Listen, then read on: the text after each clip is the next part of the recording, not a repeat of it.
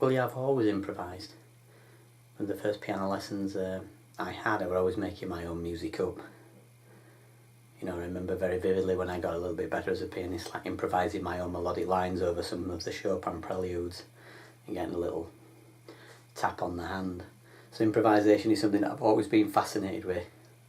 You know, the thought of playing the same concerto night after night is just something that's never appealed to me in my DNA, really. You know, I've always been interested in a day, you know, finding something new every time I play.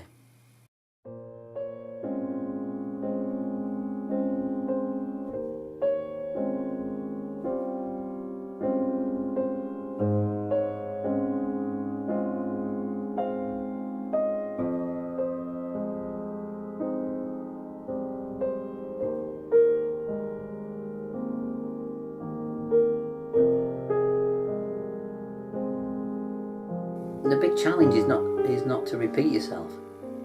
And of course you have favourite things that you like to play, so you tend to go for those things. And so you know, it's trying to constantly surprise yourself, get yourself in a harmonic corner you've not been in before, you know. And I think the problem is that, particularly as you get older, is that when you look out of your window, you know, the landscape's bigger than it was before.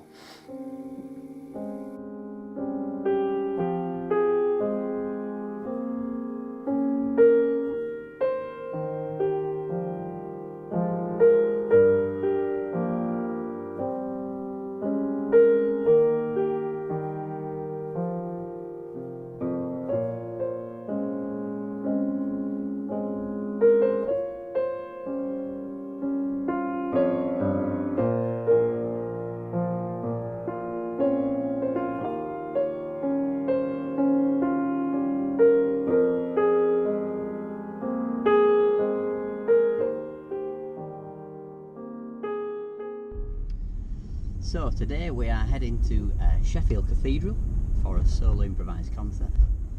I'm really looking forward to this one. The main part of being check for the traffic.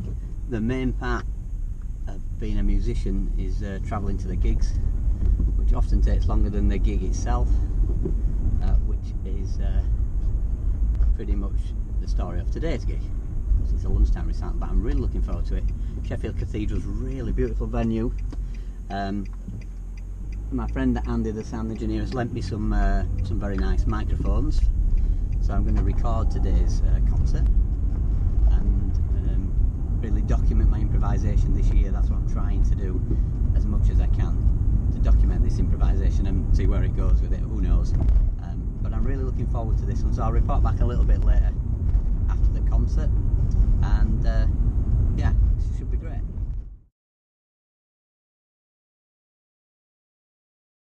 It's interesting for these solo concerts because you know, they call them recitals, and obviously I aren't reciting things, so they find it a bit. I really admire them for booking me for these concerts because they are improvised. I don't know what I'm going to play really. So I really admire the venues that actually trust me to do these concerts. And often at the concerts, people will ask me what you're going to play before, and I think I might be fibbing when I say I don't know.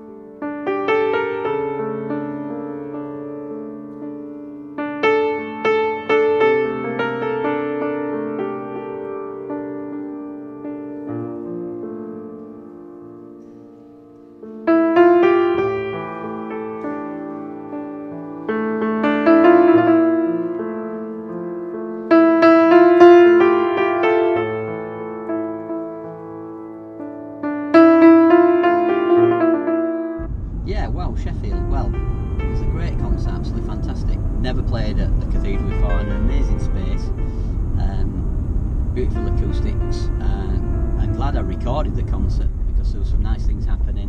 Can't wait to get home a bit later on and get that on the computer saved, so I know it's safe. I always worry about losing these things, because as an improviser, basically making up the structure and the form as you go along, you don't want to lose these things.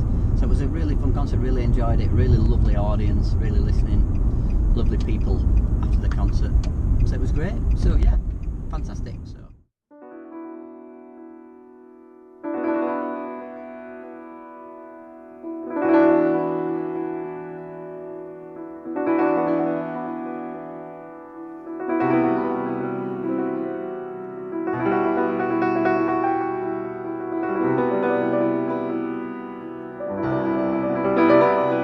I'm always looking for something new and different, and I think there has been the odd exceptions in my life, but generally these improvisations work best when there is an audience there and you can't just stop or begin again. So essentially I've always improvised from an early age, from being a kid, early piano lessons and getting a slap on the wrist for putting an improvisation in Chopin's E minor prelude, I remember.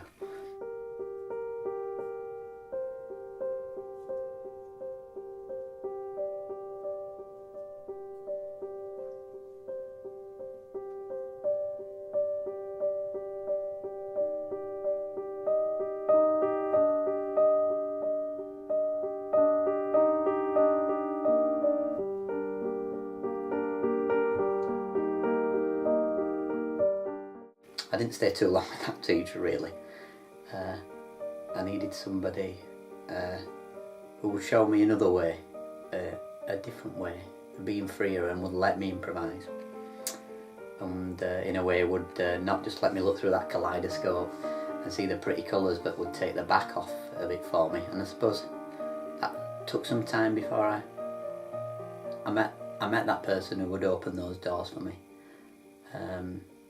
And ultimately, I suppose I did that myself, with the help of my peers as well around me. Life's not a journey, but in a way music is. There isn't, as Alan Watts would say, there isn't just one crashing chord and the music's over. It goes somewhere, and it is an intellectual process, is improvisation, to me. But it's going on in the background because you are thinking what chord goes to where. But essentially you are being surprised constantly, and I'm often surprised, and that's the beauty of improvisation.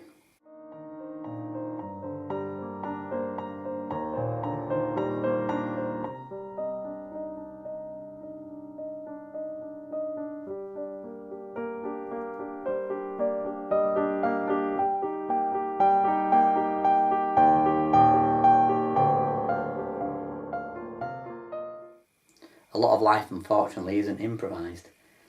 Life is set out on the 9-to-5 journey. But for me, it's not about that. Improvisation is always something that I'm searching for that's new. When I play these improvisations, I'm the first listener. I'm the composer, the performer, and the member of the audience, I suppose, in many respects. Playing here tonight. That's my son with his torch there. Really looking forward to playing here at the Minster. This is the launch of my new album called Lightlessness, and we're recording tonight's concert, so really excited about it.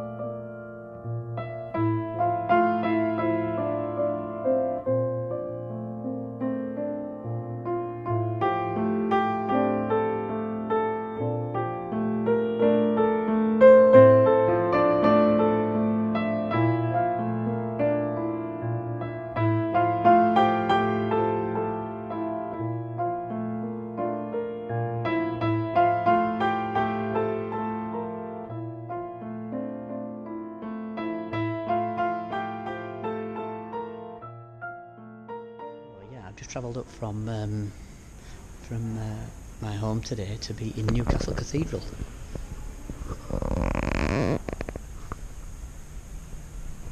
It's a really nice piano, really nice acoustics. Just set up the microphones, so we're all good to go.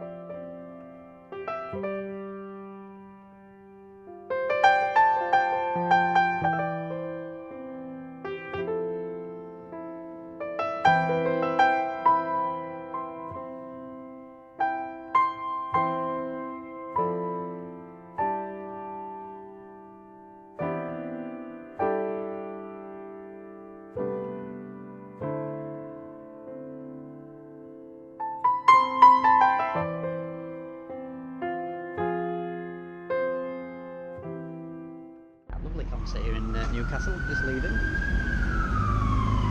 Fairly big audience, could have been bigger, but I think it's probably to do with the fact that it's the hottest day of the year so far. So it was a lovely concert, recorded it, so see what that was like.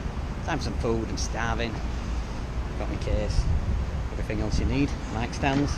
Right, anyway, time to go for some food. Lovely concert, beautiful day.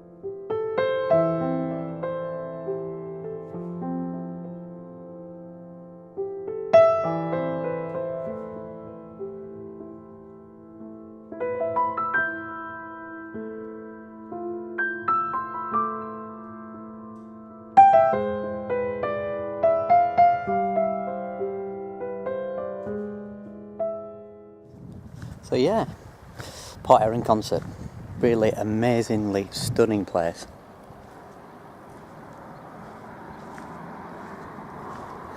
Quite an interesting concert last night, really, because I've been here for a week with my family, so we've had a great time in the sunshine because it's been beautiful.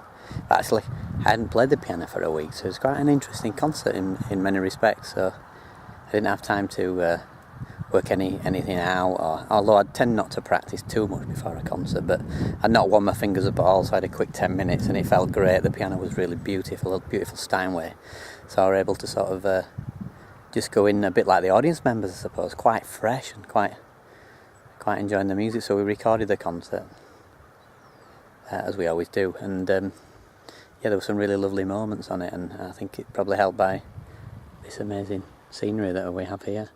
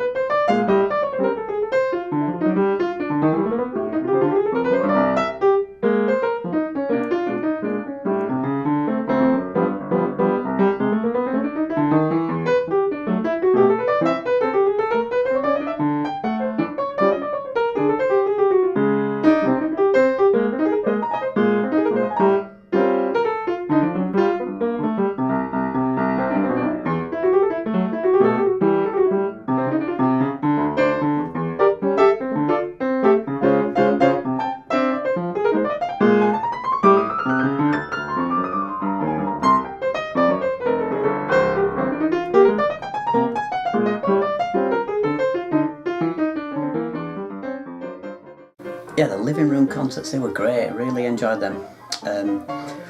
It was just so nice to be. People had like parties and things and invited friends, and were able to sort of improvise in their own houses. And the one of my friends, Philomena's, was really lovely because she's got a really nice little Yamaha piano. Ultimately ended up releasing that as a download album, which some really interesting stuff happened on that. So that was a really nice concert.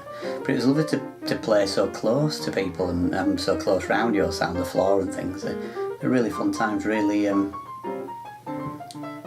interesting to see people so close enjoying the music and certain requests and things. So yeah, I must do that again. It was really good fun.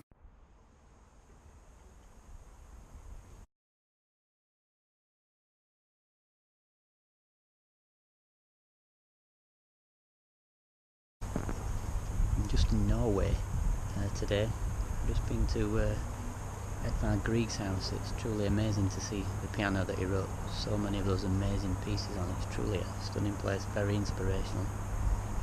It reminds me how much I love his music. Really stunning place, a stunning house, really beautiful.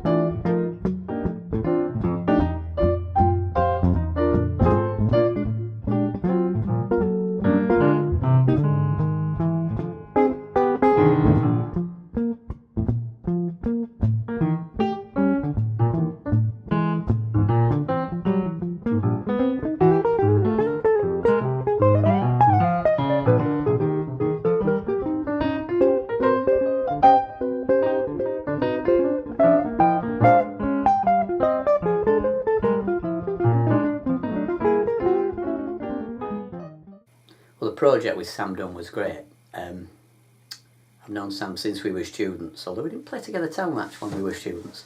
But I've known Sam a very long time, and so when he came back, because he'd been working on the ships and things, when he came back, we just hooked up because he only lived over the Pennines, if you like. It wasn't far away, and so we did a few gigs, and then we recorded this album. I remember we put 2 days aside to record the album, and I think we recorded it in about 2 or 3 hours one afternoon.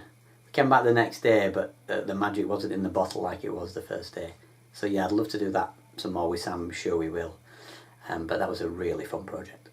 So I'm down in London today for a concert in Paddington at this amazing venue here. We are set up with the piano and everything.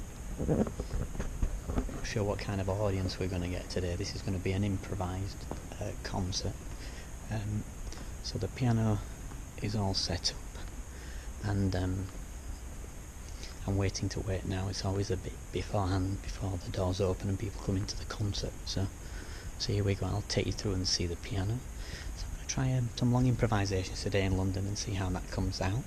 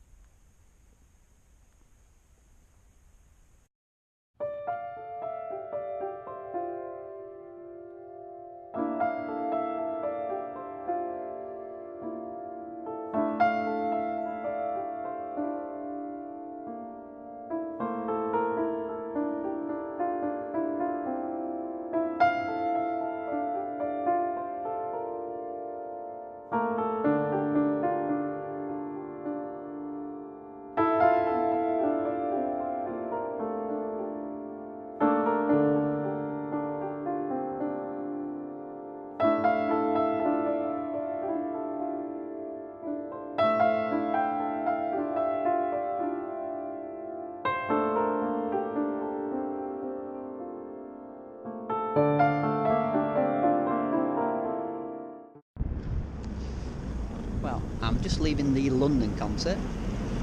I played some really interesting music.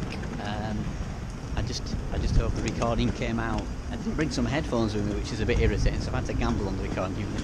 So I'll be truly mortified if it hasn't come out. So hopefully it has. I'm sure it has. So I'm just leaving the concert venue.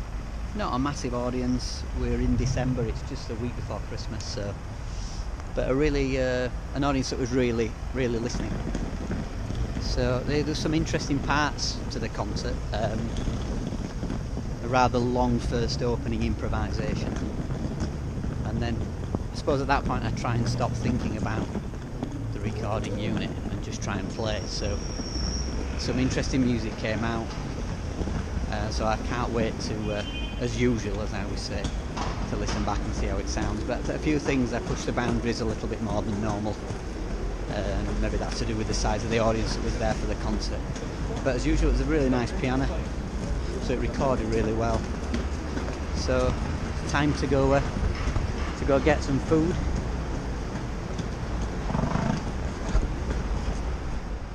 It's always so it's a very strange feeling after a solo improvised concert, because in this instance this concert was an hour, so I improvised for an hour. You feel kind of quite drained, really, mentally and physically, because you've improvised so much.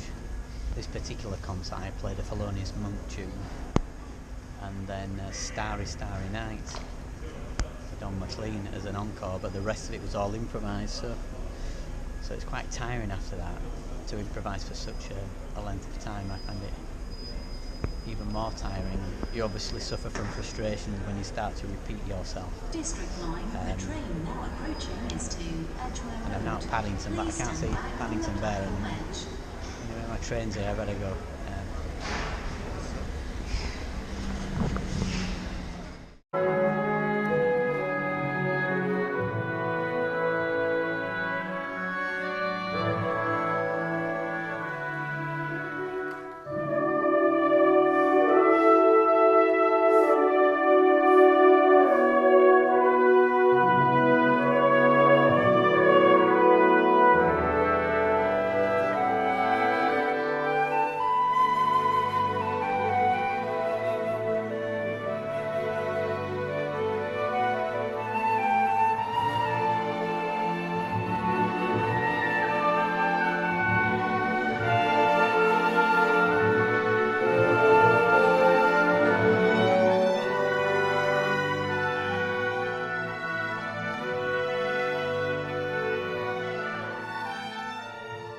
So it's been lovely doing being able to hear my orchestral pieces.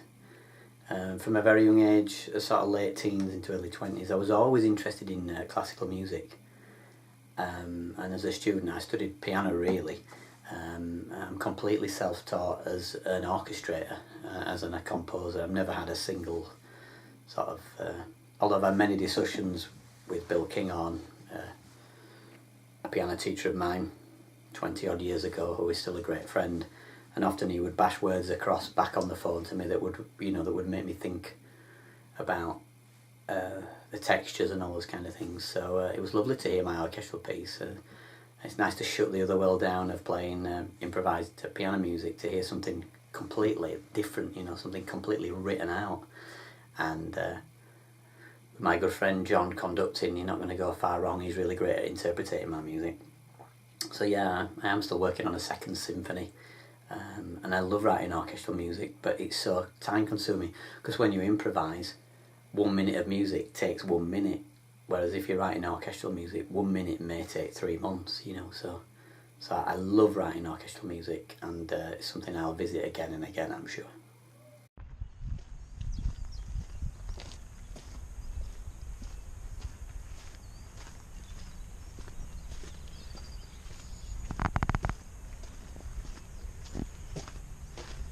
I'm just walking on the Calderdale Way.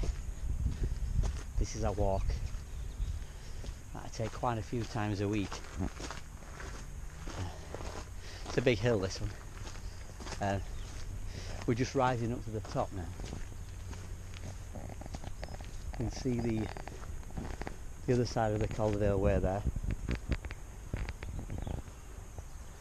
Back down towards my house, which is down over there. So I'm only a few minutes from home. This is I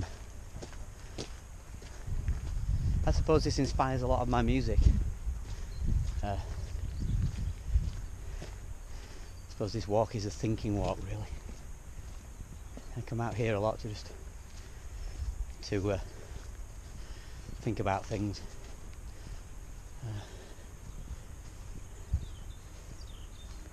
Life. Music, existence,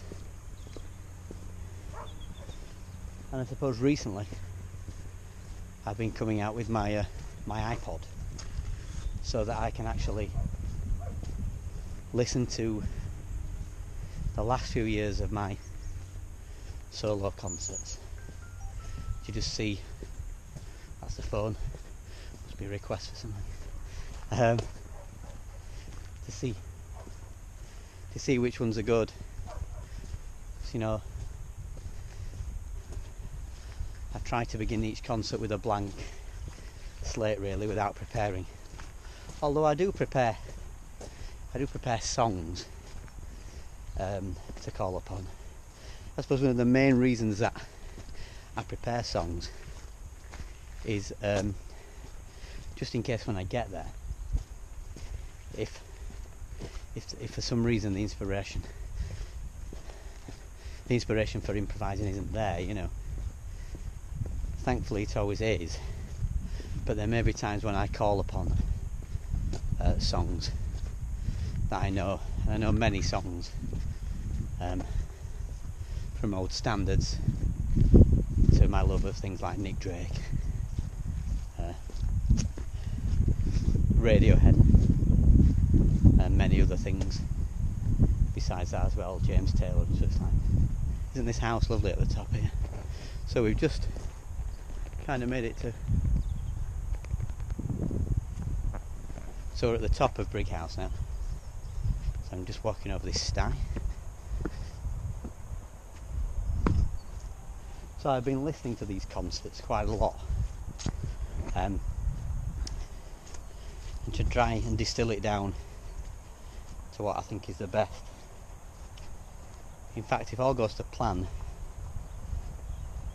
I plan to release a few albums over the next few years. One will be the London concert, which as a narrative to beginning to end was really pleasing. So I'm hoping to release that later on. Here we are now, we've now made it to so we're at the top of the Calderdale Way here. which is really lovely.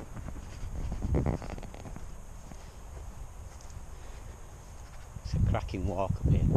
It's great to see the village from above, as you can see there.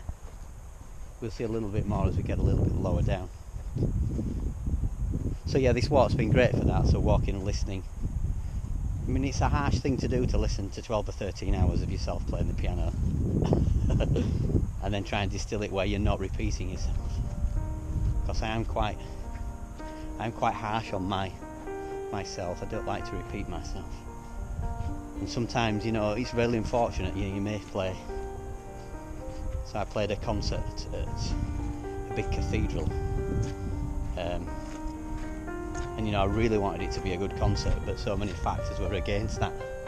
The piano was slightly out of tune and not in good condition. I'm not sure the audience were really listening and maybe understood some of the music. I mean, that's a separate issue, isn't it?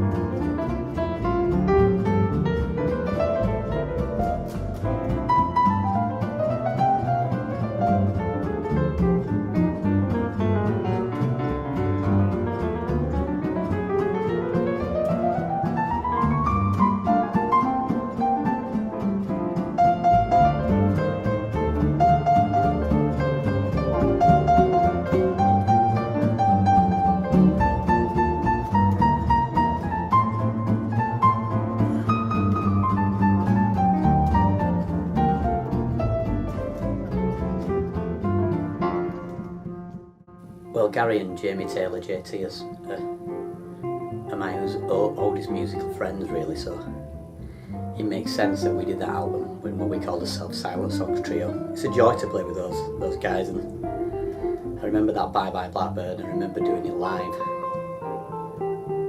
And you know, we hadn't planned to play that tune, but what happens was just magical. It's just really such a great group and such a joy to play with such wonderful musicians, and of course great friends as well.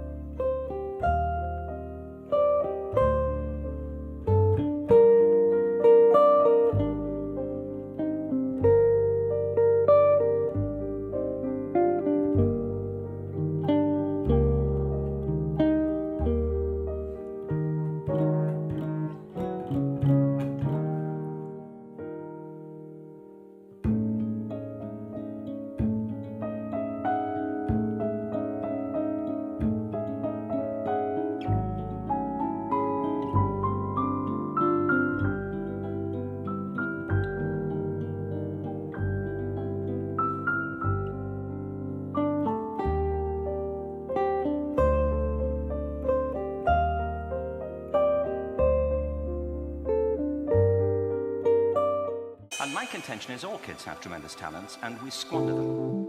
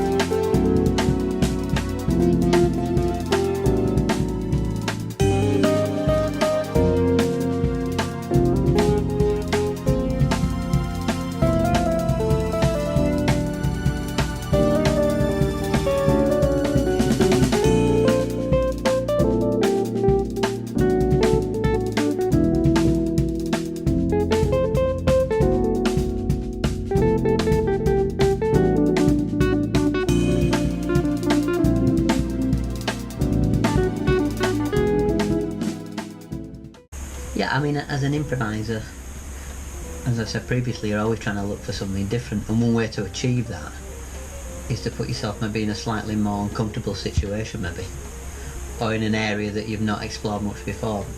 So the album Becoming More Human is basically me visiting back to an album I did years ago called 2003, I think, called Different Places, where I had some of my favourite musicians, and that was like an electric project.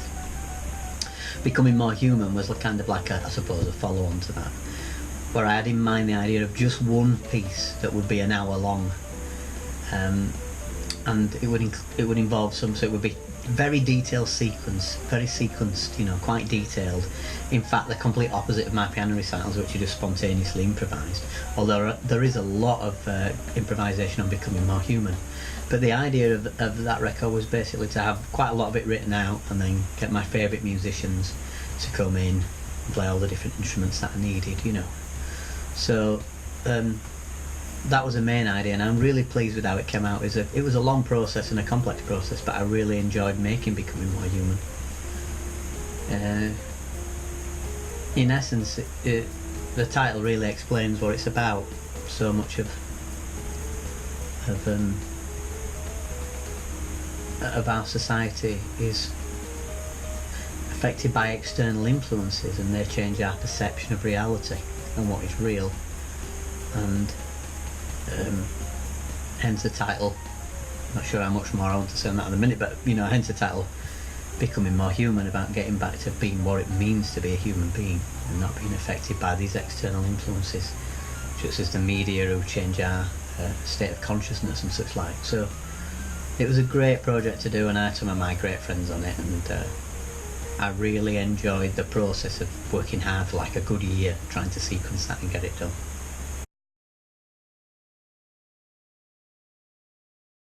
Well, I'm back in London today for a recital at Wesley Chapel, which is just down from Aldgate Station.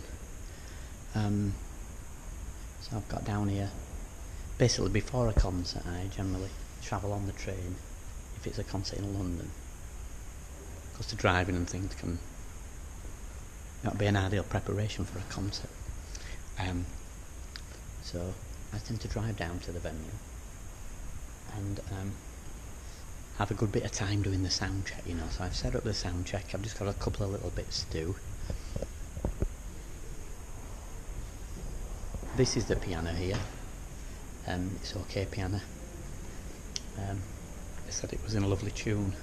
Unfortunately, it's not quite as good as it could be, unfortunately, but I think that's down to my having ears like radars, but you know, it's pretty acceptable. So I'm looking forward to today's concert, in this amazing venue. It's truly amazing.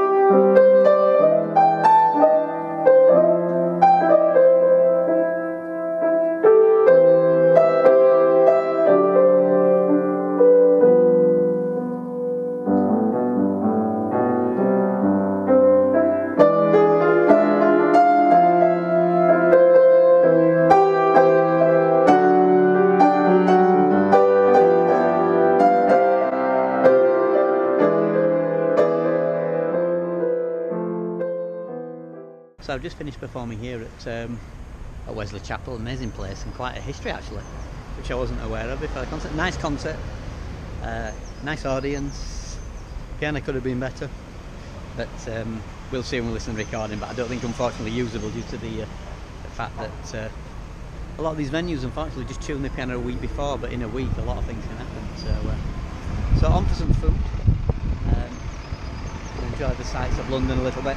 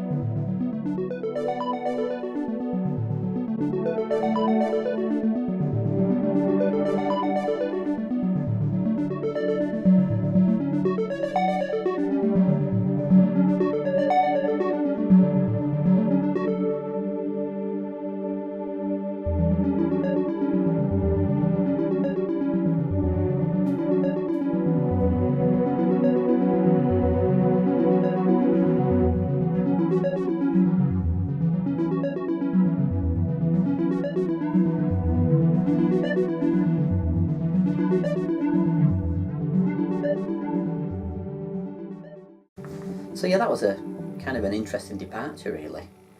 Basically I've been really interested in this I suppose modern instrument company, the synthesized company, which was invented by this chap called Roland Lamb, who was designed these amazing different kind of instruments, which have got a squashy surface, quite rubbery, quite strange at first. It's basically a keyboard setup and design, but definitely a new kind of instrument. So I suppose you'd call this a seaboardist because they're called a seaboard. And I got one of those about a year or so ago, and then I got another one. Then I started working on the possibility of doing a synthesizer album, which eventually ended up being called Bossbot.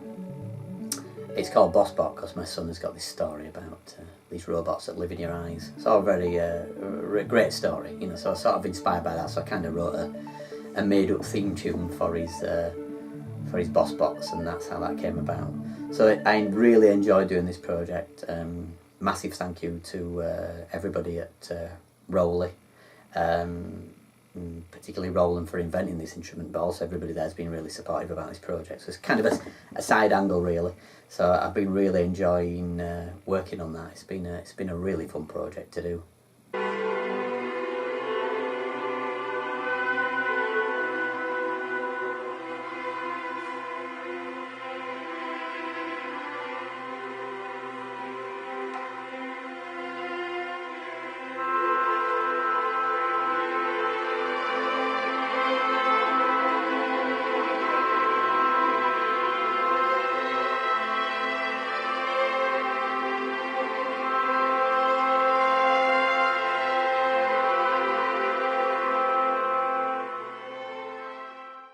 So I suppose, life is not a journey, to quote the great philosopher Alan Watts, but music does have a sort of a beginning and a middle and an end when you're listening to music. And I suppose I'm a little bit of a paradox in a way, because as well as being an improviser, I really enjoy writing classical music. I've written 3 piano sonatas, a symphony, a cello concerto, piano concerto. I'm completely self-taught in all of that. I never had any formal study. I did have a wonderful guru and guide who is still with us to this day in his 80s, called William Kingon, or fondly I'll call him Uncle Bill. And I studied piano with Bill, and he's always been there, so I would always ring him up late at night for a chat about certain things. And I remember sending him my first symphony, which I wrote about 8 years ago, and he only wrote I think he wrote 2 things, so I sent him it back, quite a long work, and he only wrote 2 things. On the first page he wrote at the top, "You'll be lucky, lad," which I loved, because Bill has a motto, you see, which is "Teaching isn't telling." I'll come back to that in a second.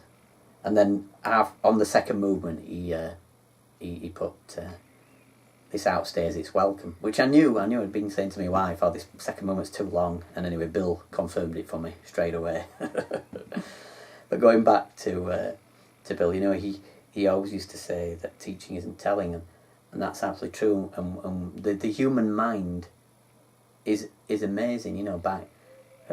We all learn something. Well, we basically learn something that is so hard in our first few years of life that far outweighs any other form of teaching, and that is to learn to talk, and of course, and to learn to walk. And I'm passionate about. I had an epiphany about education a number of years ago, and once to quote Uspensky, when one realises that one is asleep, one is already half awake. The human mind is an amazing thing. And I see in my own students their ability to grasp concepts and to do musical things, and I'm just guiding them, it's for them to do the work. Learning is not the job of the teacher, it's the job of the student. And I'm amazed by some of my students' capabilities, and it's always astounding to see how they develop as musicians, and I'm there to help them as a guide, in that process. So for orchestral music, I'm completely, as I said, self-taught, so I learned that myself. And there's so much we can, if we just, what I like to say is self-directed learning. If we direct our own passions, when you work on something for 3 hours and it only felt like 20 minutes, then you're doing the right thing. So I'm at Bradford Cathedral today for a solo concert, which is quite near my house, so not had far to travel. I've never played here before. It's a beautiful place. Beautiful surroundings, really lovely. The piano is a nice Steinway, which is lovely and relatively in tune. There's a chap here called Stuart who is recording the concert for me today, so that saves me a lot of time and a lot of hassle. I don't have to worry about that. So yeah, looking forward to this one. What a gorgeous day.